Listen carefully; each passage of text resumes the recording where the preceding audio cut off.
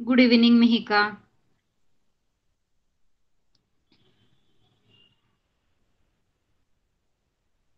Okay. So first I am presenting the screen. Tell me if I am audible and if I am visible. Okay.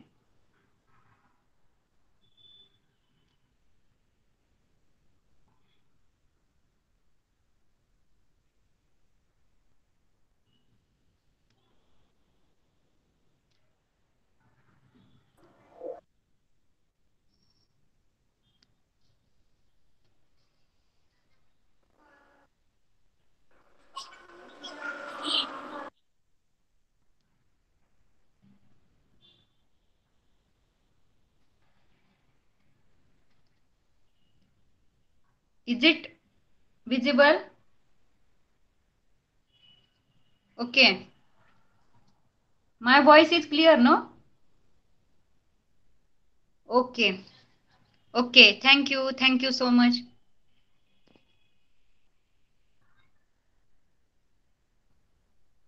So last time आपण काय बघत होतो? The Vedic civilization. Can you remember which part we have covered last time? Up to which part we have covered? Anybody is there who can tell me?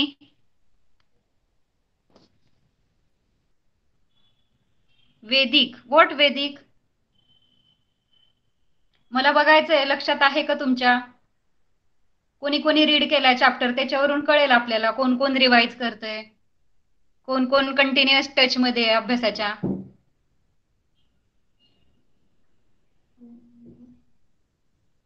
You have to read ना which part we have completed. You have to read it. नाही तर मग next time तुम्हाला लक्षात नाही येणार की आपण कुठे होतो आणि आपल्याला काय नेक्स्ट टाइम काय शिकायचंय, किंवा मग अंडरस्टँडिंग तुम्हाला जड जाणार आहे ते समजायला. बॅकग्राऊंड तुम्हाला माहिती नसेल लेसनचं. Okay. Aditi is right I think. आदितीने बरोबर सांगितलंय आणि आदिती होमवर्क पण एकदम परफेक्ट करतीये. Very good Aditi.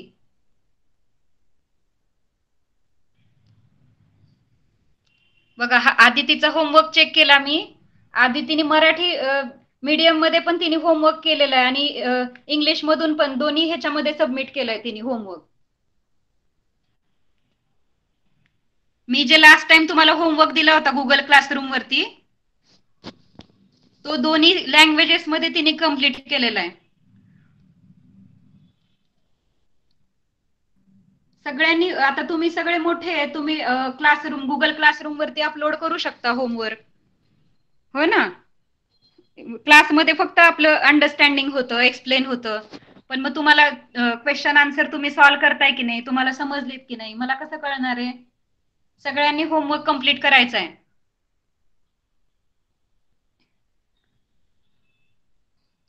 We were on the part 4.3. Okay. But त्याच्या आधी आपण पहिले आपण काय काय लर्न केलं ते बघूयात.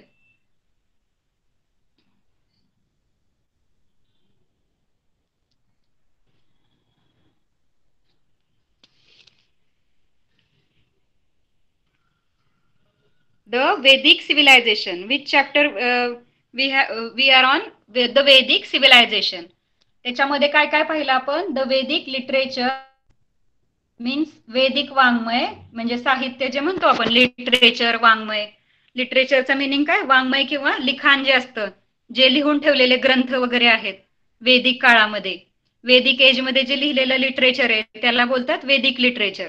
Family system, day to day life, agriculture.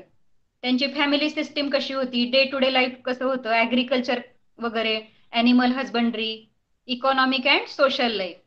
त्याच्यानंतर रिलिजियस आयडियाज, म्हणजे धार्मिक कल्पना काय होत्या त्यांच्या धर्माशी रिलेटेड. आणि पॉलिटिकल सिस्टीम म्हणजे त्यांची शासन व्यवस्था, त्यांचं गव्हर्नमेंट कसं वर्क होतं.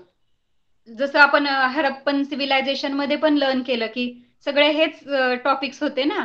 त्यांचं सिव्हिलायझेशन कसं होतं, मग त्यांचं फॅमिली सिस्टीम, ॲग्रिकल्चर कसं करत होते, रिलिजियस कसे होते ते, आणि पॉलिटिकल सिस्टीम. तसंच मग वेदिक सिव्हिलायझेशनमध्ये पण, वेदिक संस्कृतीमध्ये पण तेच बघतोय आपण.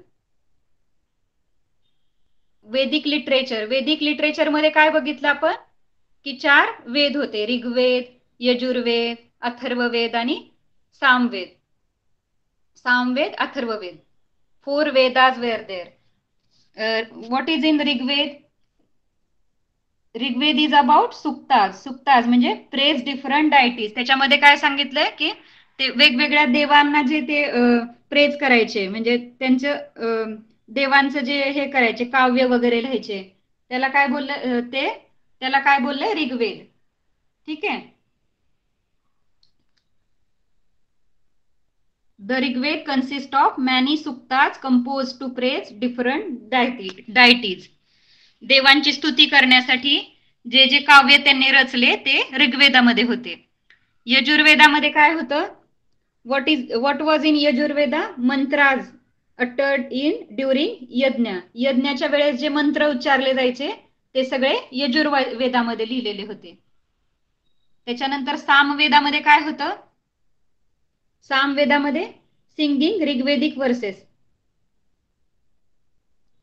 Samaveda contributed major way in laying the foundation of Indian music. म्हणजे सगळं म्युझिकशी रिलेटेड जे होतं, की त्यांनी त्याचे चाल लावायची, किंवा त्यातल्या त्या ग्रंथातल्या ऋग्वेदातले जे मंत्र होते त्याला चाल लावणे, किंवा ते यज्ञा राईट्स म्हणजे यज्ञामध्ये जे मंत्र उच्चारले जायचे ते वर्स वगैरे होते, वर्सेस वगैरे होते, त्याला ट्यून करायचं, हे सगळं सामवेदामध्ये होतं. आणि लास्ट इज अथर्ववेद. अथर्ववेदामध्ये काय होतं, मेडिसिनल हर्ब्सची इन्फॉर्मेशन होती, है ना. त्या काळामध्ये मेडिसिनल हर्ब्स कोणते यूज व्हायचे, म्हणजे प्लांट्स, कुणी आजारी असेल किंवा ट्रीटमेंटसाठी कोणते मेडिसिनल प्लांट्स जे यूज करायचे, औषधी वनस्पतींचा उपयोग व्हायचा, किंवा मग ऍडमिनिस्ट्रेशन कसं होतं त्या वेदिक एज मधलं, ते सगळं अथर्ववेदामध्ये लिहिलेलं आहे. मग त्या 4 वेदांप्रमाणेच अजून कोणत्या होत्या, कोणतं वेदिक लिटरेचर अवेलेबल होतं? ब्राह्मण टेक्स्ट, आरण्यक आणि Upanishad. These are 3 more literature forms. Then second is family. 4.2 is family system, day to day life. Family system मध्ये काय होतं, डे टू डे लाईफ मध्ये गृहपती वगैरे असायचं, त्यांच्या घराचा मेन जो पुरुष होता त्याला काय बोलायचे, गृहपती. Grihapati was the responsible man for the family. मग त्याच्या फॅमिलीमध्ये his old parents, wife, children, and also his brothers and brothers wife's वगैरे, अशी मोठी फॅमिली असायची. आणि घरातला एक जो मेन असायचा त्याला काय बोलायचे, गृहपती. मग त्यांचे हाऊसेस कसे होते, वेदिक पिरियड मधले हाऊसेस कसे होते, कुडाचे वगैरे बनलेले असायचे, कावडंग यूज करायचे त्याच्यामध्ये, किंवा क्लेचा यूज व्हायचा, म्हणजे मातीचा यूज व्हायचा. त्यांचं डाएट कसं होतं, ते काय काय खायचे, ते सगळं डाएट वगैरे आपण पाहिलं त्यांचं. त्याच्यानंतर त्यांना मिल्क, योगर्ट वगैरे दुधाचे पदार्थ खूप आवडायचे वेदिक पीपलला, ते पण आपण पाहिलं. त्याच्यानंतर ते कपडे कोणत्या प्रकारचे घालायचे, वुलन क्लोथ घालायचे किंवा वल्कल बोलायचे त्यांच्या कपड्यांना. मग सिंगिंग इन्स्ट्रुमेंट कोणते यूज करायचे, ते शततंतू वगैरे, वीणा, सिम्बल्स वगैरे, कौंच, हे सगळे परक्युशन इन्स्ट्रुमेंट ते यूज करायचे, डमरू वगैरे. परक्युशन म्हणजे काय, त्याला एक थ्रेड लावलेलं असतं, थ्रेड्स यूज केलेले असतात त्याच्यामध्ये. त्याच्यामधून म्युझिक वाजण्यासाठी एका दोऱ्यांचा यूज होतो ना, त्याला थ्रेड्स बोलतात, त्याला स्पेशल टाइप्स ऑफ थ्रेड्स, त्याला काय बोलतात, परक्युशन इन्स्ट्रुमेंट. डमरू, मृदंग वगैरे. Now we are going to see agriculture, animal husbandry, economic and social life. म्हणजे शेती व्यवसाय कसा होता, पशुपालन कसे करायचे ते, मग त्यांचे आर्थिक आणि सामाजिक जीवन कसं होतं, ते आपल्याला आता आज बघायचंय.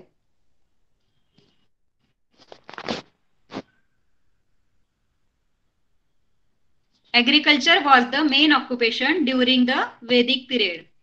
Many oxen were yoked together to plough the field. The ploughs had iron plowshares. The Atharva Veda considers insect, pest, and other animals that destroy crops and suggests certain remedies. Cow dung was used as manure. म्हणजे agriculture त्यांचं main occupation होतं. Main व्यवसाय कोणता होता त्यांचा? वेदिक age पीपलचा agriculture, म्हणजे ते शेती करायचे. मेनली सगळे शेतकरी होते. Many oxen were yoke together. खूप सगळे बैल ते एकत्र जोडायचे. म्हणजे नांगरचा जो फाळ असतो प्लॉग, नांगराला ते एकत्र जोडायचे आणि शेत नांगरायचे. म्हणजे खूप सगळ्या बैलांचा यूज व्हायचा त्याच्यामध्ये. The plough had iron plough share. म्हणजे ते नांगराला जो एक फळा असतो, नांगर बघितला असेल तुम्ही कधीतरी, पिक्चर मध्ये तरी ऍटलिस्ट बघितलं असेल एखाद्या, है ना. तर ते नांगराने जे शेत नांगरायचे त्याला फळा जो बोलतात त्याला बोलतात प्लॉग शेअर. ते कशाचं असायचं? आयरन, म्हणजे लोखंडापासून बनलेलं असायचं. The Atharva Veda considers insect, pest and other animals that destroy crops and suggest certain remedies. अथर्ववेदामध्ये बघितलं होतं आपण लास्ट टाइम, मेडिसिनल हर्ब्स वगैरे होते. तर त्याच्यामध्येच त्यांनी शेतीमध्ये आपण बघतो की पेस्ट कंट्रोल करतात. आजकाल काय करतात? पेस्ट कंट्रोलचा यूज होतो. खूप सगळे केमिकल्स यूज करून इन्सेक्टला, पेस्टला मारलं जातं. तसं मग त्या काळामध्ये कशाचा यूज व्हायचा? त्याच्यामध्ये अथर्ववेदामध्ये पण अशा काही मेडिसिनल प्लांट्स वगैरे लिहून ठेवलेले आहेत की इन्सेक्ट, पेस्ट वगैरे कसे कंट्रोल करायची. त्याच्यामध्ये मेनली कशाचा यूज व्हायचा? कावडंग, म्हणजे गाईचं शेण जे होतं त्याचा खत म्हणून यूज केला जायचा. आणि खूप सगळ्या रेमेडीज अथर्ववेदामध्ये दिलेल्या आहेत की ह्या पेस्ट आणि इन्सेक्ट पासून कसं सेव्ह करायचे आपले क्रॉप्स, त्याच्यासाठी खूप सगळ्या रेमेडीज सांगितलेल्या आहेत, त्यांनी उपाययोजना सांगितलेल्या आहेत अथर्ववेदामध्ये. During the Vedic period, animals like horses, cows, and dogs had special importance. Cows were used as means of exchange. That is why cows were highly prized. People took special care to ensure that their cows would not be stolen. The horse was valued because of its speed. The Vedic people were skilled in taming the horses and harnessing them to the carrots. Carrots in the Vedic period had spoked wheels which are lighter than solid wheels. The horses drawn and spoked wheels carrots of the Vedic period were swift and speedy. म्हणजे मग त्याच्यामध्ये त्या काळामध्ये काय नंतर हॉर्सेसचा वगैरे use करू लागले ते. पहिले during the Vedic period horse म्हणजे घोडे, गाई आणि कुत्र्यांना खूप स्पेशल इम्पॉर्टन्स होता, खूप महत्व होतं. गायींचा यूज कशासाठी व्हायचं? ते एक्सचेंज करण्यासाठी. म्हणजे गाय घ्यायची आणि त्याच्या बदल्यात क्रॉप्स वगैरे. आता ज्याच्याकडे गायी असतील खूप सगळ्या, तो मग गायींचा बिझनेस करायचा. गायी देणार, मग त्याच्या बदल्यात क्रॉप्स घेणार, धान्य वगैरे घेणार, किंवा मग त्याला अजून पॉटरी पाहिजे किंवा अजून काही वस्तू पाहिजे, तर मग गायीचा एक्सचेंज म्हणून यूज व्हायचा. आता जसं पैशांचा यूज करतो आपण, पैसे देतो आणि आपल्याला पाहिजे ती थिंग्स घेतो आपण मार्केटमधून, तसं मग त्यावेळेला काऊजचा यूज व्हायचा. काऊ द्यायच्या आणि पाहिजे त्या वस्तू घ्यायच्या. म्हणून मग काऊजला काय हायली प्राइस्ड, म्हणजे खूप व्हॅल्यू होती, खूप किंमत होती काऊजला, गायीला. People took special care to insure that their cows would not be stolen. म्हणजे गायी चोरल्या जाऊ नयेत म्हणून स्पेशल केअर घेतली जायची. ज्याच्या त्याच्याकडे गायी असायच्या ना, ज्याच्याकडे जास्त गायी तो श्रीमंत असायचा. आणि मग गायींना चोरलं नाही गेलं पाहिजे, मग त्यामुळे चोर पण तेवढेच असतील, गायीला चोरणारे पण तेवढेच असतील. त्याचं स्पेशल केअर घेतली जायची गायींची. The horse was valued because of it speed. आणि घोडे जे होते ते वेगवान असतात, स्पीड असतो ना घोड्यांच्या, म्हणजे वेग तेवढाच असतो त्यांचा पळण्याचा. त्याच्यामुळे ते रथाला वगैरे घोडे बांधले जायचे, रथ बनवले जायचे घोडे जोडून. मग त्याला काय त्याच्यासाठी काय करायचे? हॉर्सेसला टेमिंग करायचे, स्किल करायचे. त्यांना काही स्पेशल स्किल शिकवले जायचे. किंवा मग टेमिंग म्हणजे मानसळवणे, आपण पाहिलं होतं. त्यांना पाळून त्यांना काही गोष्टी शिकवायच्या आणि त्यांना रथाला जोडलं जायचं. हार्नेसिंग देम टू द कॅरट्स, म्हणजे रथाला जोडलं जायचं त्यांना. आणि मग त्यांचे जे व्हील्स असायचे, Vedic period had spoked wheels. Which are lighter than solid wheels. तुम्ही बैलगाडीची चाकं बघितली असतील, त्याला एक राऊंड असतो ते चाक आणि मध्ये असे स्पोक्स असतात, म्हणजे काय बोलतो त्याला, आऱ्या बोलतो ना आपण मराठीमध्ये. जसं इथं खाली खाली पिक्चर मध्ये रथाचं चाक दिसतंय तुम्हाला, सर्कल आहे आणि मध्ये लाईन्स आहेत, त्याच्यामध्ये मध्ये मध्ये गॅप आहे आणि लाईन्स लावलेल्या आहेत, त्याला काय बोलतात, स्पोक्स.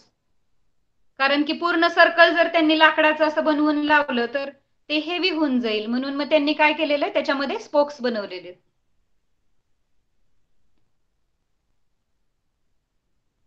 मग त्याच्यामुळे काय होतं, तो रथ कसा व्हायचा त्यांचा, स्पीडी व्हायचा, स्पीड यायचं त्याला, कारण ते लाईट वेट बनायचं. मग in this period, sorry, do you know, horse power is the unit of measuring power. Horse power जे यूज करतात, पॉवर यूज करण्यासाठी कोणतं युनिट यूज करतात, हॉर्स पॉवर.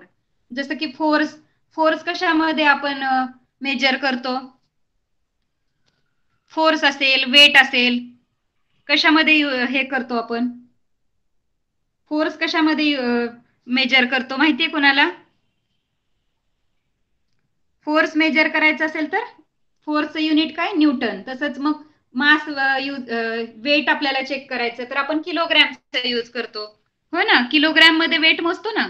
तसंच मग पॉवर, शक्ती म्हणजे पॉवर मोजण्यासाठी हॉर्स पॉवर, कारण घोडा वेगवान असतो ना, म्हणून त्यात हॉर्स पॉवरशी रिलेट केलं जायचं. म्हणून पॉवर कशामध्ये मेजर केली जाते, हॉर्स पॉवर मध्ये. The rate at which work is done by an engine. Power means काय, the rate at which work is done by engine. In this period, हे सायन्सचा पार्ट झाला ऍक्च्युली थोडा, पण सगळे सब्जेक्ट जे आहेत ते इंटर रिलेटेड असतात एकमेकांशी, त्यामुळे कुठे कशाचा यूज होतो सांगता येत नाही. याच्यामध्ये बघा, आता तुम्हाला पॉवर आणि पॉवरची डेफिनेशन दिलेली आहे, ही सायन्सशी रिलेटेड झाली. In this period, apart from agriculture and animal husbandry, several other occupations had also flourished. Artisans and people practicing various occupations were an important part of the social system. They were formed independent organizations known as shrenis or guides. The head of the guide was known as Sreshti. However, slowly the status of skilled artisans became secondary. मग ते वेदिक एजचा जो period होता त्याच्यामध्ये apart from agriculture and animal husbandry, several other occupations had also flourished. म्हणजे agriculture, शेती आणि पशुपालनाशिवाय अजून काही व्यवसाय जे होते ते फ्लरिश झाले, म्हणजे ते उदयास आले. तर ते कोणते होते, आर्टिसन्स. आर्टिसन्स म्हणजे स्किल्ड पर्सन म्हणतो ना आपण, ज्याच्याकडे स्किल्स असतात, जसं की व्यावसायिक म्हणजे कुंभार असले, सुतार असले, हे लोक काय असतात, त्यांना काय बोलतात, artisans. And the people practicing various occupations were an important part of the social system. म्हणजे ते आर्टिसन्स जे होते त्यांना एक इम्पॉर्टंट स्थान होतं त्यांच्या वेदिक एज पिरियडमध्ये, त्यांना त्यांच्या लाईफमध्ये इम्पॉर्टंट स्थान होतं. Artisans and people practicing various occupations were an important part of the social system. समाजामध्ये त्यांना एक महत्वाचं स्थान होतं. आता कसे आपण डॉक्टर्स वगैरे ह्यांना महत्वाचं स्थान असतं, सगळे मंत्री, होय ना, ऍडमिनिस्ट्रेशन मधले सगळे मेन आणि डॉक्टर्स वगैरे जे जे मोठ्या पदावर, डॉक्टर्स, इंजिनियर्स, ह्यांना आजकाल मोठं स्थान देतो आपण, important part of the life, scientist. पण त्यावेळेस कसं होतं, आर्टिसन्स म्हणजे जे स्किल्ड पर्सन्स होते, व्यावसायिक जे होते, कारागीर जे होते, त्यांना महत्वाचं स्थान असायचं. They form independent organization known as shrenis और गिल्ड्स. मग त्यांनी स्वतःची एक ऑर्गनायझेशन फॉर्म केली होती सगळ्या आर्टिसन्सनी, छोटीशी एक ऑर्गनायझेशन म्हणजे एक संस्था त्यांनी स्थापन केली होती, त्याला काय बोलायचे, श्रेणीज और गिल्ड्स. मग त्या संस्थेला काय नाव दिले त्यांनी, श्रेणीज किंवा गिल्ड्स बोलायचे ते. आणि त्याचा हेड जो होता, त्या गिल्डचा हेड जो होता त्याला श्रेष्ठी बोलायचे. However slowly the status of skilled artisans became secondary. म्हणजे हे आर्टिसन्स होते, सगळे कारागीर जे होते, त्यांचं स्थान कसं झालं, नंतर नंतर कमी होत गेलं, त्यांचं स्थान दुय्यम झालं समाजामध्ये.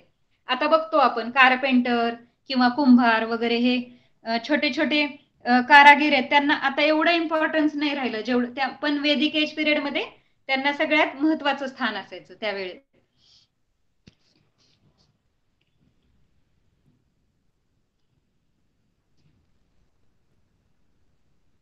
ठीक आहे, understood everyone? Have you all understood? समजलंय का इथपर्यंत? सगळ्यांचं लक्ष आहे? Okay. Voice is not coming. आवाज येत नाहीये का?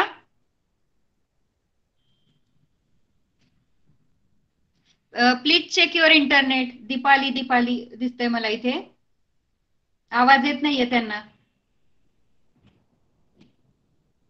मे बी तुम्ही रेंज मध्ये ट्राय करू शकता, थोडस लेफ्ट करून परत जॉईन करा किंवा मग तुमचं प्लेस चेंज करून बघा तुम्ही.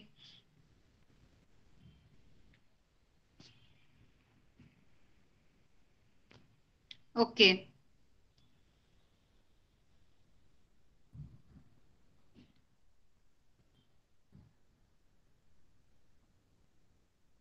We will move to the next part. During this period, there were 4 varnas: ब्राह्मण, क्षत्रिय, वैश्य and शूद्र. म्हणजे वेदिक पिरियड मध्ये काय होते, 4 वर्ण तयार झाले होते. म्हणजे आपण जे पाहिलं की आर्टिसन्स होते काही लोक, काही ब्राह्मण म्हणजे वेद वेद वगैरे, त्यांना ऋग्वेदातल्या मंत्रांचं वगैरे खूप नॉलेज असायचं. ऋग्वेद, यजुर्वेद, यज्ञामध्ये यज्ञाला फार स्पेशल इम्पॉर्टन्स आलं होतं वेदिक एज पिरियड मध्ये. मग त्यासाठी ब्राह्मण, आणि जे युद्ध वगैरे करायचे त्याच्यासाठी काय असायचे, क्षत्रिय. नंतर असायचे वैश्य म्हणजे ते आर्टिसन्स वगैरे, आणि त्याच्या खाली एक जात असायची ती म्हणजे शूद्र. असे 4 वर्ण तयार झाले होते वेदिक पिरियड मध्ये. म्हणजे हे कास्ट सिस्टीम कशी आता आपली, तसंच मग त्या काळामध्ये कास्टिझम झालं होतं, कास्ट सिस्टीम तयार झाली होती. A varna was determined by the occupation of the people. मग हे जे वर्ण होते ते कशाच्या स्वरूपात हे होते, डिटरमाइन केले जायचे, तर त्यांचं ऑक्युपेशन काय, म्हणजे ते लोक काय व्यवसाय करतात त्याच्यावरून त्यांचे वर्ण निश्चित केले जायचे. In the latter period the varnas came to be determined on the basis of birth. मग नंतर नंतर काय झालं, त्यांच्या जन्मावरून ठरायला लागले ते जे डिटरमाइन म्हणजे काय, ठरणे. मग त्यांचे जे in the later period varnas came to be determined on the basis of birth, म्हणजे हे जे 4 वर्ण होते ते कोण कुठल्या कुळात जन्मलं त्याच्यावरून ते डिसाइड व्हायला लागलं. This gave rise to the caste. त्याच्यामुळेच मग ही जाती व्यवस्था, आज जी आपण जाती व्यवस्था बघतो ती कशामुळे जन्माला आली, तर हे बाय बर्थ म्हणजे जन्माच्या आधारावर ते कास्ट हे करायला लागले ना. This gives rise to the caste. जाती व्यवस्था निर्माण झाली जन्माच्या आधारावरती. The caste system lead to the inequality in the society. म्हणजे आता ही जाती व्यवस्था आपण बघितलं, आपण बघतोच आहे. लास्ट आता थोडंसं कमी झालं, पण मागच्या काही वर्षामध्ये म्हणजे आपल्या मागच्या पिढीमध्ये किती कास्टिझम होतं, जाती व्यवस्था. जे कमी जातीचे होते, शूद्र जातीचे, त्यांना किती अत्याचार सहन करावे लागले. मग आंबेडकरांनी वगैरे त्यांच्यासाठी किती मोठं कार्य केलं, हो ना. मग ही कास्ट सिस्टीमने काय झालं होतं, इनइक्वॅलिटी आली होती समाजामध्ये. मग तू उच्च जातीचा, मग मी खालच्या जातीचा वगैरे, याच्यामुळे काय झालं होतं, सगळी असमानता झाली सोसायटीमध्ये आपल्या, जी की पहिली नव्हती. पहिल्या काळामध्ये वेदिक पिरियड मध्ये नव्हती, पण हळूहळू जशी जशी जाती व्यवस्था जन्माला आली तसं तसं समाजामध्ये पण असमानता तयार झाली. During the Vedic period certain notions about leading and ideal life had become well established. म्हणजे ह्याच वेदिक पिरियड मध्ये काही कल्पना निर्माण झाल्या की लाईफ कसं जगलं पाहिजे, आयडियल लाईफ, आदर्श जीवन आपलं कसं जगलं पाहिजे, सगळ्यांनी कसं राहिलं पाहिजे, ह्याच्याविषयी काही कल्पना तयार झाल्या. There were 4 stages of or 4 ashramas. मग आणि त्या काळामध्ये कशी सिस्टीम होती, 4 आश्रम तयार झाले. From the birth to death, म्हणजे जन्मल्यापासून मरेपर्यंत माणसाने काय करायचं, ह्युमन बिंगनी कसं त्याचं लाईफ जगायचं, त्यासाठी 4 आश्रम तयार झाले, आश्रम ठरवले गेले 4. त्याच्यामध्ये the first ashram was the brahmachari ashram. ब्रह्मचारी आश्रम म्हणजे काय? Or the period of staying with guru to learn from him. म्हणजे 10 किंवा 11 इयर्सचे झाले तुमचे एवढे सगळे छोटे मुलं झाले घरातले, की मग त्यांना कुठे ठेवलं जायचं? गुरूंच्या घरी नेऊन ठेवलं जायचं, आश्रमामध्ये. जंगलमध्ये गुरूंचा आश्रम असायचं, मग त्याच्यामध्ये त्यांना तिथे सोडलं जायचं. मग ते गुरूंची सेवा करायचे, गुरु त्यांना मग धनुर्विद्या किंवा अजून काही युद्धाच्या कला शिकवायचे, खूप सगळ्या ग्रंथांचं नॉलेज द्यायचे. म्हणजे टीचर जसं आता आपण कसं स्कूलमध्ये जातो आणि परत घरी येतो तसं नसायचं त्यावेळेला. ब्रह्मचारी आश्रम म्हणजे गुरूंसोबत राहायचं, त्यांनी जे शिकवेल ते ग्रहण करायचं सगळं, असं त्याला बोलतात ब्रह्मचारी आश्रम. मग next stage after the successful completion of Brahmachari Ashram was the गृहस्थ आश्रम. गृहस्थ आश्रमामध्ये काय? ब्रह्मचारी आश्रम संपायचं, मग ते मोठे होणार, मग त्यांचं आपलं कसं आता कॉलेज पर्यंत शिकतो, मग आपलं शिक्षण संपून जातं, तसं मग ब्रह्मचारी आश्रमामध्ये त्यांचं एज्युकेशन कम्प्लीट व्हायचं आणि मग ते गृहस्थ आश्रमामध्ये जायचे. गृहस्थ आश्रमामध्ये काय करावं लागायचं त्यांना? It was expected that during this period a man would carry out his duties towards his family and society with the help of his wife. मग गृहस्थ आश्रमामध्ये काय रिस्पॉन्सिबिलिटी असायची त्यांची? त्यांना काय काय जबाबदाऱ्या पार पाडाव्या लागायच्या? तर त्यांना त्यांच्या ड्युटीज कराव्या लागायच्या. फॅमिली आणि समाजाशी रिलेटेड ज्या काही त्यांचे कर्तव्य आहेत ते त्यांना पार पाडावे लागायचे. आपल्या कुटुंबाचं रक्षण करणे, कुटुंबासाठी है ना, कुटुंबासाठी रोजचं व्यवस्था करणे त्यांची. आता जसे आपले पेरेंट्स जॉब करतात, मग आपल्याला सांभाळतात, तसं मग गृहस्थ आश्रमामधल्या पर्सनला सगळ्या फॅमिलीची केअर घ्यावी लागायची आणि सोसायटीशी पण ज्या ड्युटी असतात आपल्या समाजाशी रिलेटेड त्या पण कम्प्लीट कराव्या लागायच्या with the help of his wife. म्हणजे त्याच्या बायकोच्या सोबतीने त्यांना ह्या सगळ्या रिस्पॉन्सिबिलिटी कम्प्लीट कराव्या लागायच्या. The third stage was vanaprasthashram. When man was expected to detach himself from the household, retire to a solitary place and lead a very simple life. म्हणजे काय करावं लागायचं त्यांना? पहिला होता ब्रह्मचारी आश्रम, शिक्षण घ्यायचं, मग नंतर गृहस्थ आश्रम म्हणजे फॅमिलीचा सांभाळ करायचा, समाजातल्या लोकांसोबतच्या ड्युटीज पूर्ण करायच्या, आणि त्याच्यानंतर काय करायचं? वानप्रस्थाश्रम. वानप्रस्थाश्रम थर्ड स्टेज मध्ये जायचं. वानप्रस्थाश्रमामध्ये काय करायचं? स्वतःला डिटॅच म्हणजे वेगळं करायचं, स्वतःला वेगळं करून घ्यायचं, आपल्या फॅमिलीपासून, घरच्यांपासून, घरापासून वेगळं करायचं. आणि सॉलिटरी प्लेस म्हणजे निर्जन स्थळी जायचं, असं जिथे कोणी नाहीये, खूप लोक नाहीयेत, असं गावामध्ये नाही राहायचं. विलेज त्यांचे जे होते विलेजेस त्याच्यामध्ये नाही राहायचं, खूप लांब असतं. सॉलिटरी प्लेस, निर्जन स्थळी जायचं, जंगलमध्ये वगैरे, जंगलामध्ये वगैरे जाऊन एकदम सिंपल लाईफ जगायची, एकदम साधं जीवन जगायचं तिथे जाऊन, जंगलमध्ये जाऊन. The fourth stage was sanyasashram. At this stage the convention was to renounce all relations, lead life in order to understand the meaning of human life and not to stay in one place.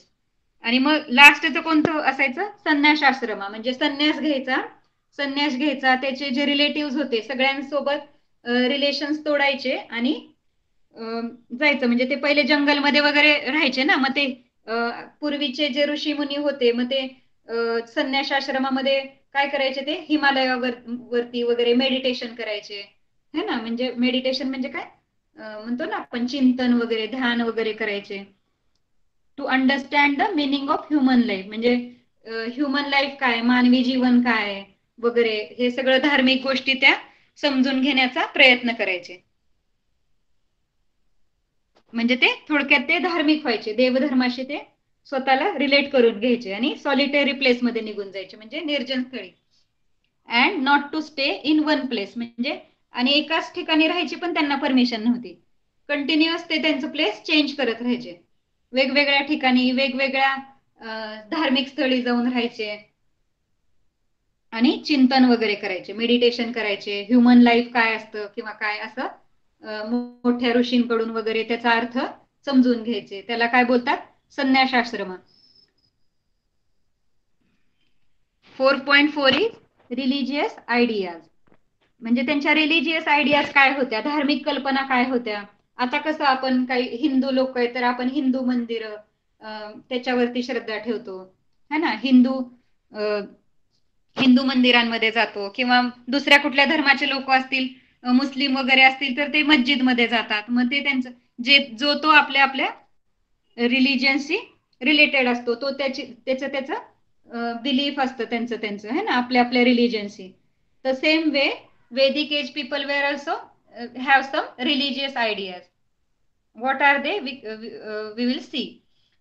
In the religious ideas of the Vedic period, forces of nature such as the sun, wind, rain, lightning, storms, and rivers were given the form of deities. म्हणजे religious ideas कशा होत्या, त्यांच्या धार्मिक कल्पना कशा होत्या, तर वेदिक age मधले जे पीपल होते ते काय करायचे, जे सूर्य, वारा किंवा पाऊस, वीज जी असते, लाईट जी असते, सूर्यप्रकाश किंवा मग वादळ किंवा मग नद्या, ह्या सगळ्यांना त्यांनी देवाचं स्वरूप दिलं होतं. हे सगळे आपल्यासाठी देवच आहेत असं मानलं होतं. ऍक्च्युली ते योग्य पण होतं, कारण की बघा ना, आता सूर्य सूर्य आहे म्हणूनच आपण हे जग आहे ना. सूर्यामुळे सनलाईट भेटतो, मग सूर्यापासूनच काय होतं, प्लांटचं फोटोसिंथेसिस होतं, आणि मग प्लांट्स पासून आपल्याला खूप सगळ्या गोष्टी मिळतात. प्लांट्सवरच आपलं लाईफ आहे ना डिपेंड. तर मग ते सन, विंड किंवा रिव्हर्स पासून पाणी भेटतं आपल्याला, लाईट किंवा पाऊस. पाऊस पडला तरच आपलं लाईफ पॉसिबल आहे. पाऊस नाही, ज्या दिवशी पाऊस नाही पडला त्यावेळेस काय होतं, ज्या वर्षी दुष्काळ पडतो, है ना, ड्राय होतो ना प्लेस. तर मग ते लोक काय करायचे, हे सगळे ज्या नेचर फोर्सेस होते त्याला ते गॉड मानायचे, डायटीज मानायचे त्यांचे. Vedic composition pray them to become a life giving forces. आणि मग वेदिक कंपोजिशन जे आपण बघितले ऋग्वेदामध्ये किंवा त्या काही ते श्लोक मंत्र जे होते, तर त्याच्यामध्ये त्यांनी काय केलं होतं, ते लाईफ फोर्सेस असं समजलं होतं. त्यांना प्रे केलं होतं, प्रार्थना केली होती. ह्या सगळ्या जीवनशक्ती आहेत म्हणून त्यांना प्रार्थना केली होती. तसे तसे त्यांनी कंपोजिशन्स म्हणजे तसे बनवून ठेवले होते, वर्सेस बनवून ठेवले होते त्याच्यावरती. The Vedic people put offerings in to the yajna fire to please them. मग ते वेदिक पीपल काय करायचे, यज्ञ हा खूप मोठा भाग होता वेदिक एज पिरियड मधला. यज्ञ राईट्स वगैरे आपण बघितलं, यज्ञाला खूप मोठं महत्व होतं. मग ते यज्ञामध्ये काय करायचे, बऱ्याच काही वस्तू यज्ञामध्ये टाकायचे. यज्ञाचा जो अग्नी असतो त्याच्यामध्ये ते समर्पित करायचे, म्हणजे ऑफर करायचे त्यांना. वेदिक एज पीपल काय करायचे, त्याच्यामध्ये त्या वस्तू त्यांना टू प्लीज देम, म्हणजे लाईफ गिव्हिंग जे फोर्सेस होते, सन, विंड, त्यांची कृपा आपल्यावर राहावी म्हणून ते काय करायचे, यज्ञामध्ये बऱ्याच ऑफरिंग टाकायचे. म्हणजे खूप सगळ्या वस्तू त्याच्यामध्ये अर्पण करायचे, काही पदार्थ अर्पण करायचे. मग त्याला काय बोलतात, offerings. These offerings were called havi. मग ते जे ज्या गोष्टी अर्पण करायचे त्याला काय बोलतात, हवी बोलतात. त्या होमामध्ये ते ज्या ज्या गोष्टी टाकायचे त्याला काय बोलतात, हवी. यज्ञ is the act of offering हवी इन टू फायर. म्हणजे यज्ञ म्हणजे काय, तर ऑफरिंग हवी इन टू फायर, म्हणजे त्या हवी ज्या आहेत त्या अग्नीमध्ये टाकायचे त्याला काय बोलतात, यज्ञ. Initially the yajna rites were simple. Later on the rules of yajna become harder and harder. पहिल्यांदा कसे होते, रूल्स सिंपल होते. यज्ञ असं नॉर्मल कोणी पण करायचं, म्हणजे नॉर्मल थिंग होती यज्ञ त्यांच्यासाठी. पण हळूहळू त्याचे रूल्स कसे होत गेले, हार्ड अँड हार्ड होत गेले. यज्ञविधी त्यांचा तो हार्ड होत गेला. म्हणजे खूप हार्ड मंत्र वगैरे उच्चारत असतील, त्याच्यात ज्या हवी टाकत असतील ते आपण म्हणजे स्पेशल काही पदार्थ त्याच्यामध्ये टाकत असतील, ते त्याच्या हवी पण तशाच असतील, म्हणून त्याचे रूल्स हार्ड बनत गेले. The importance of priest went on increasing. म्हणजे मग ते ब्राह्मण म्हणतो ना आपण, प्रिएस्ट म्हणजे काय, पुरोहित जो पूजा सांगतो. आपल्या घरी पण एखादी पूजा असेल तर ब्राह्मण लोक येतात, पूजा सांगतात, त्याला काय बोलतात, पुरोहित किंवा ब्राह्मण. त्याला काय बोलतात, प्रिएस्ट. मग त्यांचं इम्पॉर्टन्स पण वाढत गेलं वेदिक एज पिरियड मध्ये. पहिले आर्टिसन्स आपण पाहिलं की कारागिरांना जास्त इम्पॉर्टन्स होतं, पण नंतर नंतर प्रियसचं इम्पॉर्टन्स वाढत गेलं.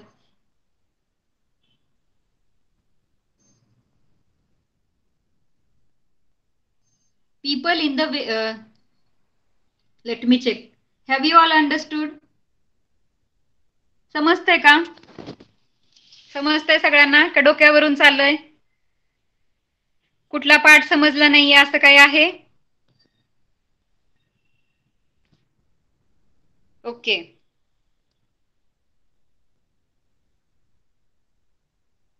सगळ्यांना समजलंय मीन्स आपण we can move to the next part.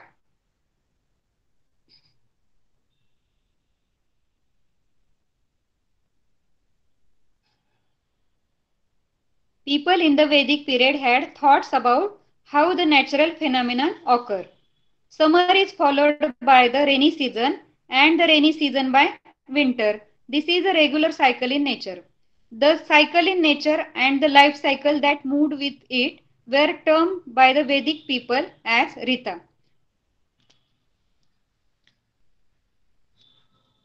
आणि मग वेदिक एज मधले जे लोक होते वेदिक संस्कृतीतले, तर त्यांनी त्यांनी म्हणजे थिंक करायला सुरुवात केली ना. त्यांचे काही थॉट्स होते की नॅचरल फेनॉमिनन जो आहे आपलं हे सृष्टी चक्र म्हणतो आपण, निसर्ग चक्र, तर ते कसं काय घडतंय ह्याचा त्यांनी अभ्यास केला थोडासा. मग summer is followed by rainy season, म्हणजे समर उन्हाळ्यानंतर पावसाळा येतो. आता जसं उन्हाळ्यानंतर पावसाळा येतो, मग पावसाळ्यानंतर विंटर येतो, है ना. सेम त्याचा त्यांनी स्टडी केला. उन्हाळ्यानंतर पावसाळा येतो आणि पावसाळ्यानंतर विंटर सीझन येतो, म्हणजे हिवाळा येतो. This is regular cycle in nature. हे दरवर्षीचं सेम सायकल आहे नेचरचं, असं त्यांच्या लक्षात आलं. The cycle in the nature and the life cycle that moved with it were term by Vedic people as rita. रीता म्हणजे काय, इथे रीता दिले, पण मराठीमध्ये काय बोलतो आपण, ऋतू म्हणतो ना. ऋतू म्हणजे सीझन्स, तर त्याला त्यांनी रीता नाव दिले. Sanskrit word is rita. हे जे निसर्गाचं चक्र आहे, cycle in nature and the life cycle that that moved with it were term as the ritu, rita. ठीक आहे, म्हणजे निसर्ग चक्र आणि आपलं जीवन चक्र, आपलं जे लाईफ सायकल आहे, म्हणजे ह्युमन बिंगचं लाईफ आणि निसर्गाचं निसर्ग चक्र, ह्यांचं त्यांनी कोरिलेट केलं आणि त्याप्रमाणे त्यांनी ऋतू बनवले. ऋतू म्हणतो ना आपण, हिवाळा, उन्हाळा, पावसाळा, हे काय ऋतू आहेत. The life of all living बिंग्स is the part of the cycle in the nature.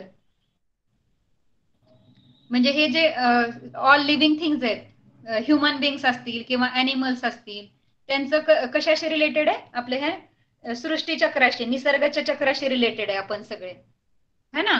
समरमध्ये म्हणजे आपल्याला खूप गरम होतं, किंवा तसंच बाकीच्या अॅनिमल्सला पण अन्नाच्या शोधात ते इकडून तिकडे स्थलांतर करतात. खूप सगळे पक्षी सुद्धा एका ठिकाणावरून दुसऱ्या ठिकाणी जातात. म्हणजे माणसाचं जसं एक लाईफ सायकल आहे, रेनी सीझन मध्ये आपण ऍग्रिकल्चर करताना काही प्लांट्स ग्रो करतो, त्या त्या पिरियडमध्ये, हिवाळ्यामध्ये कोणते प्लांट्स लावायचे, कोणते क्रॉप्स घ्यायचे, किंवा मग ह्याच्यामध्ये रेनी सीझन मध्ये कोणते क्रॉप्स लावायचे, हे सगळं डिसाइडेड आहे ना. मग त्यांनी ते कोरिलेट केलं आपलं लाईफ आणि निसर्गाचं life. The life of all living being is the part of the cycle in nature. Disturbance in the cycle of nature leads to the calamities. मग त्यांच्या लक्षात आलं की आपलं हे निसर्ग चक्राप्रमाणे आपण नाही वागलो तर काय होतं, डिस्टर्बन्स जर आला त्याच्यामध्ये तर काय होतं, कॅलॅमिटीज येतात. कॅलॅमिटीज म्हणजे संकट येतात, जसं की अर्थक्वेक येतात किंवा स्टॉर्म्स, वादळ, अर्थक्वेक, त्याला काय बोलतात, कॅलॅमिटीज. मग त्याच्यामध्ये निसर्ग चक्रामध्ये डिस्टर्बन्स झाला कधी तर काय होतं, कॅलॅमिटीज येतात. Everyone should be careful not to let it happen. म्हणजे मग सगळ्यांनी त्यांना असं माहिती होतं की प्रत्येकाने काळजी घेतली पाहिजे की असं घडायला नकोय. आता आपल्या इथे पण पूर येतात, लास्ट इयर पण खूप मोठा पूर आला होता, है ना. तर हे सगळे नद्यांना पूर वगैरे काय येतात, तर डिस्टर्बन्स होतो. आपण खूप सगळे प्लांट्स कट करतो, ट्रीज कटिंग करतो, त्याच्यामुळे काय होतं, निसर्गाचं चक्र, नेचर सायकल सगळं बिघडतं. त्याच्यामुळे मग ह्या सगळ्या गोष्टी होतात. एखाद्या वर्षी पाऊसच येत नाही, मग त्या दिवशी सगळं ड्राय होतं है ना. मग हे ज्या सगळ्या गोष्टी आहेत तर त्या कशामुळे होतात? नेचरचं सायकल बिघडल्यामुळे होतात, डिस्टर्ब होतं नेचर सायकल. म्हणून मग ते लोक पण काळजी घ्यायचे की everyone should be careful not to let it happen, म्हणजे असं झालं नाही पाहिजे म्हणून काळजी घ्यायचे. Nobody should break the laws of nature, म्हणजे निसर्गाचे काही नियम आहेत ते तोडायचे नाहीत, ब्रेक करायचे नाहीत असं त्यांचं डिसाइडेड होतं. It was believed that following these rules was to follow dharma, म्हणजे हे सगळे नियम फॉलो करायचे म्हणजे आपण धर्माचंच पालन करतोय असं त्यांना वाटायचं. हे नियम ब्रेक केले म्हणजे आपण धर्मच म्हणजे ब्रेक केलाय, धर्म तोडलाय, असं धर्माप्रमाणे वागत नाहीये असं त्यांचा समज व्हायचा. म्हणून everybody should take care that not to let it happen, nobody should break up the laws of nature, निसर्गाचे जे नियम आहेत ते कोणी तोडायचं नाही. त्यावेळेला असं खूप सगळे जंगल तोड वगैरे नव्हती होत, आता जशी होते तसं त्यावेळेला नव्हतं होत. आपण आता किती पोल्युशन करतो है ना, ह्युमन बिंग्स किती पोल्युशन करतात किंवा जंगल तोड करतात, जंगल उद्ध्वस्त करतात, त्याच्यामुळे आता नेचरवर पण हे व्हायला लागले, खूप सगळं पाणी वेस्ट करतात. मग ह्याच्यामुळे काय होतंय, नेचर सायकल डिस्टर्ब होतं. तसं मग त्यावेळेला काय होतं, ते रूल ब्रेक करायला त्यांना अलाउड नव्हतं बिलकुल. Let's discuss what could be the cause that upset the cycle of nature, म्हणजे नेचरचं सायकल जर अपसेट झालं तर काय होऊ शकतं? What attempts can you make to avoid it? For example, what will you do for effective management of drinking water when there is scanty rainfall? काय causes असू शकतात? हे जे नेचरचं सायकल आहे डिस्टर्ब होतं, काय कॉजेस असू शकतात? मी आत्ताच सांगितलं की खूप मोठं फॉरेस्ट कटिंग होतं है ना, फॉरेस्ट कटिंग होतं, किंवा मग इंडस्ट्रीचं पोल्युशन असतं, किंवा आपण सगळे एवढ्या सगळ्या व्हेकल्स यूज करतो त्याचं पोल्युशन असतं. त्या पोल्युशनमुळे काय होतं, पाणी पिण्याच्या पाण्यावरती आपण एवढं वेस्टेज करतो है ना. आपलं जे आपल्याला माहिती आहे 2% अर्थवरती 2%च पाणी आहे ड्रिंकिंग वॉटर, बाकीचं तर सगळं सी वॉटर आहे, ते आपण यूज करू शकत नाही. मग ह्या गोष्टींसाठी हे नेचर सायकल डिस्टर्ब होतं. ह्याच्यामुळे कुणामुळे डिस्टर्ब होतंय हे सगळं? ह्युमन बिंग्समुळे. आता आपण जे आपलं जसं आहे आत्ताचं कल्चर, तर त्याच्यामुळे हे सगळं डिस्टर्ब होतंय. What attempts can you make to avoid it, मग हे सगळं अवॉइड करायसाठी आपल्याला काय केलं पाहिजे? लक्षात येतंय का? सांगा मला, एखाद्या चॅट बॉक्स मध्ये थोडंसं सांगू शकता का? हे नेचर सायकल आपल्याला जर व्यवस्थित ठेवायचं असेल तर काय करायला पाहिजे?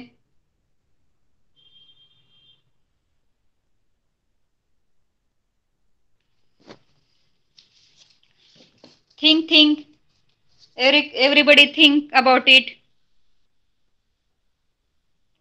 Pollution, forest cutting, not pollution, forest cutting. We should avoid pollution and forest cutting. We should grow tree for air. Very good. आपण काय करायला पाहिजे? जास्तीत जास्त झाडे लावली पाहिजेत है ना. झाडे आपल्याला ऑक्सिजन देतात, फोटोसिंथेसिस मुळे ऑक्सिजन भेटतो आपल्याला. मग त्याच्यामुळे काय करायला पाहिजे? No cut forest. Very good.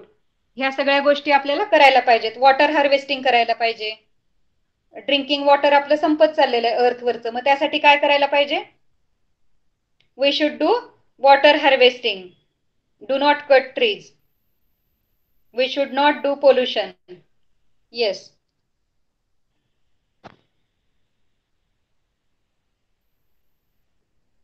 These are some attempts we can make. For example, what will you do for effective management of drinking water when there is scanty rainfall? बघा, एका वर्षामध्ये काय होतं, दुष्काळ पडतो. मग त्यावेळेला काय करतो आपण? त्याच्या आधीच आपण काय केलं पाहिजे? ज्या वर्षी म्हणजे रेनी सीझन मध्ये व्यवस्थित रेन होईल त्यावेळेला काय केलं पाहिजे? रेन वॉटर हार्वेस्टिंग केलं पाहिजे. रेन वॉटर हार्वेस्टिंग माहिती आहे सगळ्यांना? What is rain water harvesting? Yes, save water. But rain water harvesting काय असतं की पावसाचं खूप सगळं पडलेलं पाणी साठवायचं आणि ते जमिनीमध्ये परत पास करायचं. आपल्या बोरवेल्स कशा असतात जमिनीमध्ये, जमिनीच्या आतमध्ये बोरवेल्स खणतो ना आपण. तर बोरवेल्स बघितले तुम्ही सगळ्यांनी पाहिलं असेल, ते बोरवेल्स किती आतपर्यंत असतात, खाली खोलपर्यंत असतात. मग त्या बोरवेल्स सारख्या त्याच्या थ्रू त्याच्या पाईप मधून आपण जे साठवलेलं पाणी असेल, समजा आपल्या गच्चीवरती, आपल्या घराच्या टेरेसवरती, किंवा मग मोठ्या मोठ्या इंडस्ट्रीज जे पण आहे त्याच्यावरती, टेरेस ज्या ज्या ज्या गोष्टींचं टेरेस अवेलेबल आहे त्याच्यावरती पावसाचं पाणी साठवायचं आणि ते परत अर्थमध्ये सोडायचं, अर्थच्या खालच्या भागामध्ये. त्याला काय बोलतात, रेन वॉटर हार्वेस्टिंग. जमिनीमध्ये ते पास करायचं. मग त्याच्यामुळे परत जमिनीखालची जी वॉटर लेवल आहे ती वाढते. मग त्याच्यामुळे मग विहिरींचं पाणी वगैरे वाढतं, बोरवेलचं पाणी वाढतं. मग त्याच्यामुळे आपल्याला एखाद्या वर्षी जर रेन कमी झाला, स्कॅन्टी रेनफॉल झाला, म्हणजे कमी पाऊस पडला, तर त्याचा आपल्याला यूज होऊ शकतो. Political system. Our next part is political system. मग वेदिक एज पीपल कसे, म्हणजे शासन व्यवस्था कशी होती त्यांची, ते कसे ऍडमिनिस्ट्रेशन त्यांचं कसं चालायचं, त्याला काय बोलतात, पॉलिटिकल सिस्टीम. आता आपण बघतो ना, आता आपल्या आता न्यू जनरेशन मध्ये कसं आपण आपल्या सिव्हिलायझेशन मध्ये कसं आहे की आपण चीफ मिनिस्टर वगैरे असतात, आपली एक पॉलिटिकल सिस्टीम आहे, है ना. आपण आपला लीडर, नॅशनल लीडर असेल किंवा स्टेट लीडर असेल, तो आपला आपण चूज करतो, इलेक्शन थ्रू आपण त्याला चूज करतो आणि ते आपल्यासाठी काम करतात. तसं मग वेदिक एज पीपलची, वेदिक एज पिरियड मध्ये पॉलिटिकल सिस्टीम कशी होती ते आता बघूया आपण.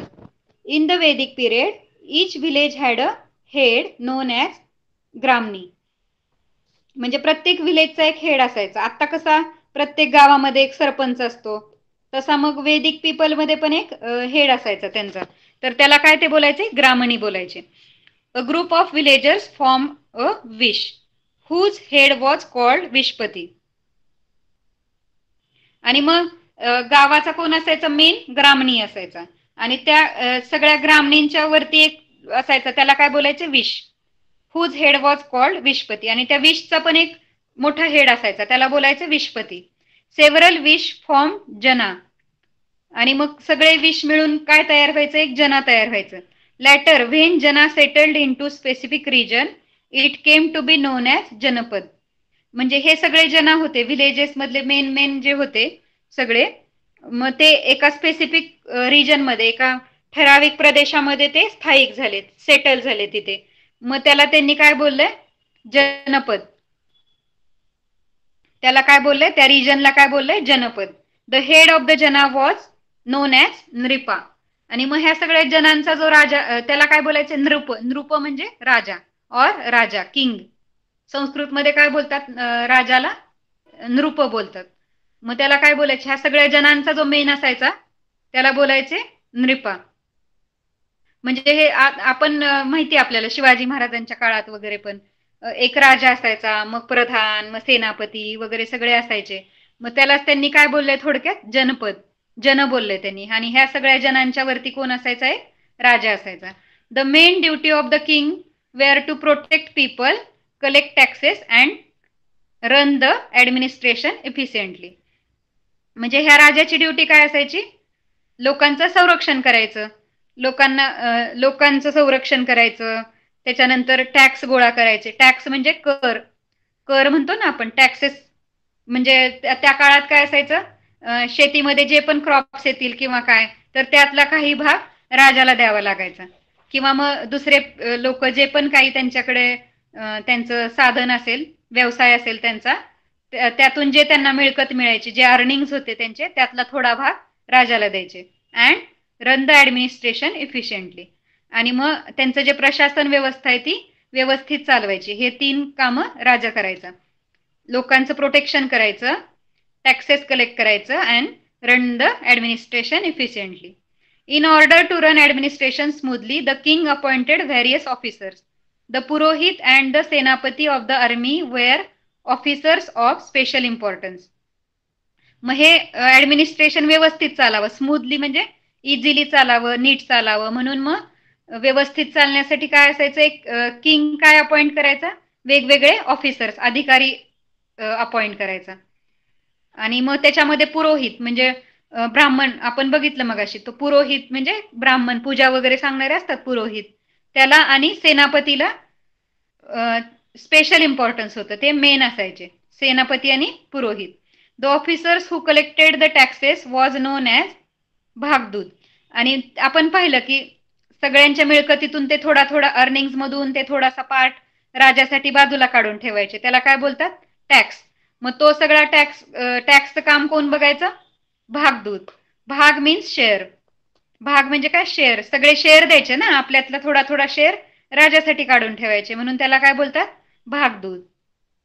सगळ्या आपल्या आपल्या मिळकतीतला थोडा भाग काढून ठेवायचे, म्हणून त्याला भागदूत म्हणतात. The person who collected the king's share of the produce of jana was called bhagdut. There were 4 institutions who guided the king: सभा, समिती, विधात अँड जना.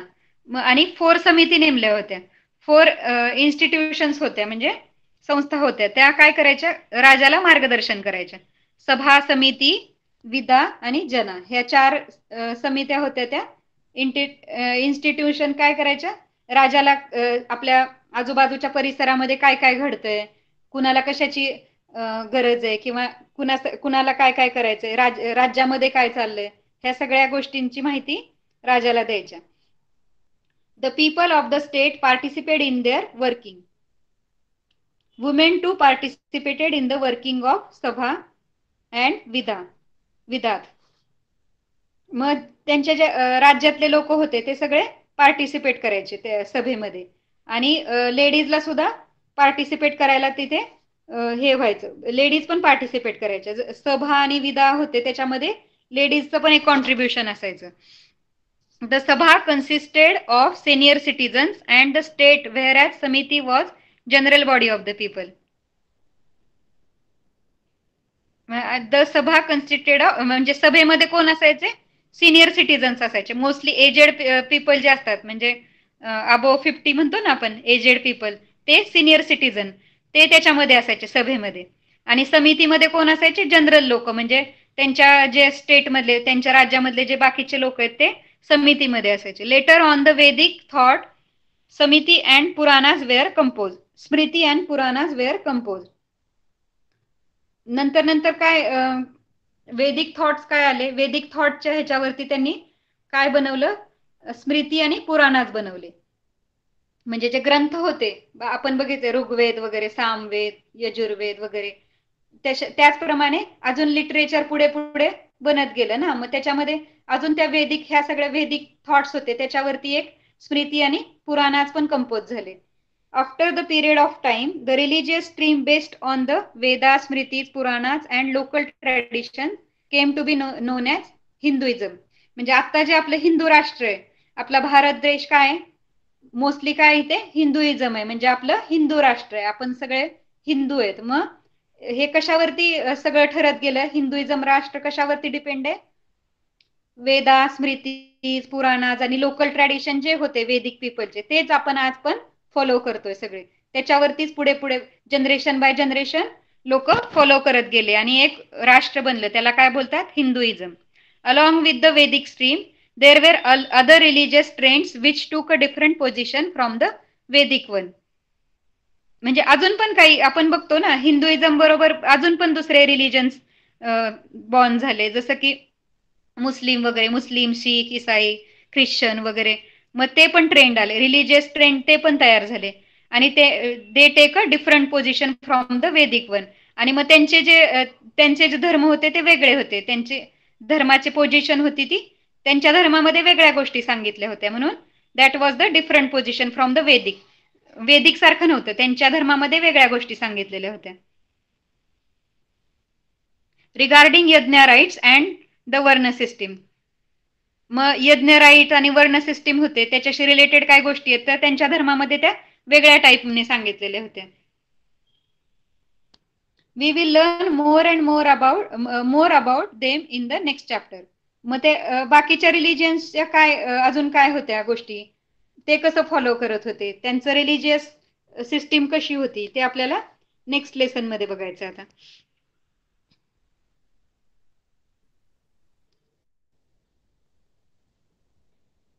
समजलंय? Have you all understood? लक्ष होतं का सगळ्यांचं? आता क्वेश्चन विचारूया आपण, म्हणजे बघूया लक्ष असेल तर सगळ्यांना आन्सर करता येईल.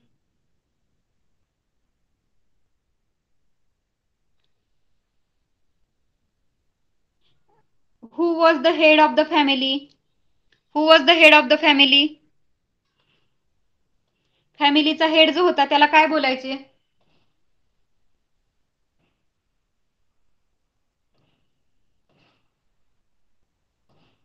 गृहपती. Yes, head was the family was गृहपती.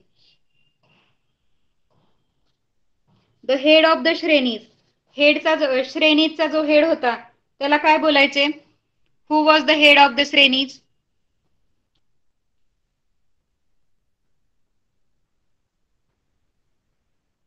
श्रेष्ठी. Yes,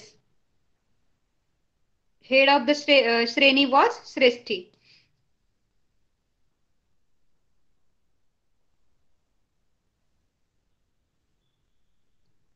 last time मी तुम्हाला त्यातला जो पार्ट आपण शिकवला होता त्याच्यावरती होमवर्क दिलेला आहे. आता उरलेला होमवर्क आज जो देणार आहे तो कम्प्लीट करायचा आहे सगळ्यांनी. ठीक आहे, सगळेजण करणार? चॅट बॉक्स मध्ये सांगा मला.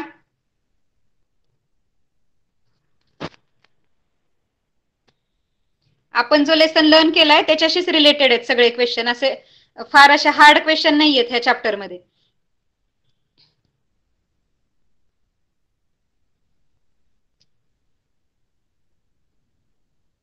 Now you are a grown up students, no? You can write answers and click the photos and you can upload it on Google Classroom. Is it? छोट्या मुलांचं मी समजू शकते, छोट्या मुलांना फोटो काढता येत नाहीत किंवा मग क्लासरूम वरती अपलोड करता येत नाहीत. तुम्ही होमवर्क कंप्लीट पण केला, सगळे करत पण असतील, तुम्ही घरी करत पण असाल होमवर्क, पण मग कधी कधी तुम्ही आपण होमवर्क सबमिट करतो ना ह्याच्यावरती. मी जे तुम्हाला होमवर्क देते गुगल क्लासरूम वरती, तो तुम्हाला सबमिट पण करायला पाहिजे. मग मला कसं कळणार आहे की तुमचं लक्ष आहे म्हणून चॅप्टर मध्ये? नाहीतर मग असं होईल, भजन ऐकल्यासारखं होईल, ते ऐकायचं आणि विसरून जायचं नेक्स्ट वीक, है ना? होमवर्क पण करायचं आहे सगळ्यांनी. Name the following the musical instrument you know. तुम्हाला माहित असलेले काही म्युझिकल इन्स्ट्रुमेंट द्यायचे, जे वरती दिलेत मृदंग, विणा वगैरे. मग त्याच्याशिवाय अजून काही तबला असतात, तबला, पेटी वगैरे असतात ना इन्स्ट्रुमेंट, असे काही तुम्हाला अजून नावं द्यायचे. The modern ornaments of women. आता तुम्ही रिलेट करू शकता तुमची घरातल्या विमेन्स ज्या असतील, मम्मी, ताई वगैरे, मग त्या कोणते ऑर्नामेंट्स यूज करतात ते पण तुम्हाला त्याची एक लिस्ट करायची. टुडेज मीन्स ऑफ एंटरटेनमेंट, आपण पाहिलं त्यावेळेस हे मृदंग, वीणा वगैरे ऍज अ एंटरटेनमेंट म्हणून यूज करायचे. म्युझिक ऍज अ एंटरटेनमेंट, हे वादन होते, वाद्य जे होते हे सगळे ते एंटरटेनमेंट म्हणून त्याचा यूज व्हायचा. मग टुडेज मीन्स ऑफ एंटरटेनमेंट म्हणजे आता एंटरटेनमेंटचे मीन्स कोणते कोणते? फॉर एक्झाम्पल मूवीज, है ना? मूवीज, व्हिडिओज, अजून काय बघता तुम्ही? Songs, listening Bollywood songs. अजून काय काय करता एंटरटेनमेंट साठी? काय काय प्लेज असतात, ड्रामाज असतात. आजकाल आपण ड्रामाज बघतो, छोटे छोटे नाटक बघतो, प्लेज बघतो. मग अजून काय असतील ते तुम्हाला कलेक्ट करायची information. What foods were included in the diet of Vedic people? Vedic people हे लास्ट वीकच्या ह्याच्यामध्येच झालं होतं आपलं. वेदिक पीपलचं फूड काय होतं? You have to find out that answer and write. Why were cows prized highly? हे पण आपण पाहिलेलं आहे. काउजला हाय प्राइस का होती? Because it's a mean of exchange, है ना? त्याच्यामुळे cows were highly price. What was the man expected to do in the sanyasashram? संन्यासाश्रम म्हणजे लास्ट स्टेज होती. 4 आश्रम बघितले आपण. गृहस्थाश्रम, वानप्रस्थाश्रम, संन्यासाश्रम. आणि पहिला कोणता होता? पहिला आश्रम कोणता होता? मी पण विसरली. 1 मिनिट. ब्रह्मचार्याश्रम, गृहस्थाश्रम, वानप्रस्थाश्रम आणि लास्ट होता संन्यासाश्रम. मग संन्यासाश्रम people use to do like they was to renounce all relations, lead life in order to understand the meaning of human life and not to stay in one place.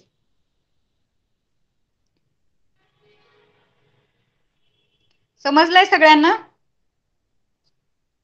Right notes on, म्हणजे 3 to 4 lines मध्ये तुम्हाला notes लिहायचे आहेत. Religious ideas during Vedic period, houses in Vedic period, house कसे होते, religious ideas आत्ताच बघितले आपण, आणि पॉलिटिकल सिस्टीम तर जस्ट आत्ताच पाहिलं आपण. How was their political system, ते जनाज वगैरे, भागदूत, त्यांची इन्फॉर्मेशन लिहायची आहे तुम्हाला.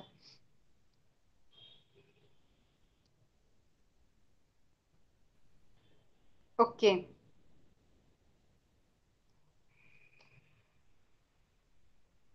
What is the homework? I didn't understand. Just आता मी एक्सप्लेन केला होमवर्क तुम्हाला. आता गुगल क्लासरूम वरती पण होमवर्क येईल, तो तुम्हाला हे करायचा. हु इज देअर? गुगल क्लासरूम वरती मी होमवर्क अपलोड करणार आहे आणि लेसनच्या खाली जो होमवर्क आहे तो तुम्हाला कंप्लीट करायचा आहे. ओके, समजलं का? Harish Parab,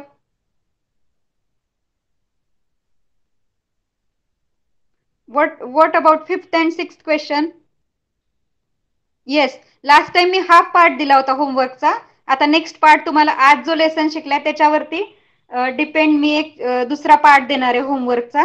you have to complete that part. Okay,